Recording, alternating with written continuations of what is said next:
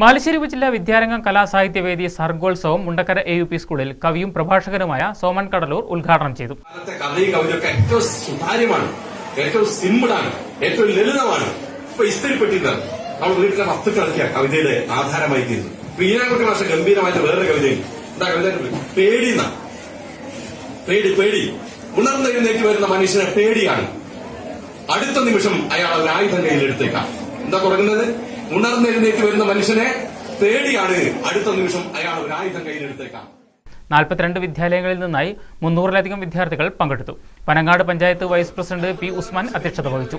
ഉപജില്ലാ വിദ്യാഭ്യാസ officer M. Raghunath, ജില്ലാ വിദ്യാരംഗം പ്രവർത്തക സമിതി അംഗം രാമകൃഷ്ണൻ മുണ്ടക്കര, വിദ്യാഭ്യാസ standing committee chairperson VM. Vilasini തുടങ്ങിയവർ സംസാരിച്ചു. തുടർന്ന് കവിതാരചന, കാവ്യാലാപനം, കഥാരചന, അഭിനയം, ചിത്രം, നാടൻപാട്ട്, പുസ്തകാസ്വാദനം എന്നീ വിഭാഗങ്ങളിൽ നിന്നായി ശില്പശാലകൾ സംഘടിപ്പിച്ചു. ശ്രീനി എടച്ചേരി, ശർമിള P, VP ഏലിയാസ്, വിനോദ് പാലങ്ങാട്, ഷാജു നിരവത്ത്, സന്ദീപ് കാക്കൂർ, വേണുഗോപാലൻ പേരാമ്പ്ര എന്നിവർ നേതൃത്വം നൽകി.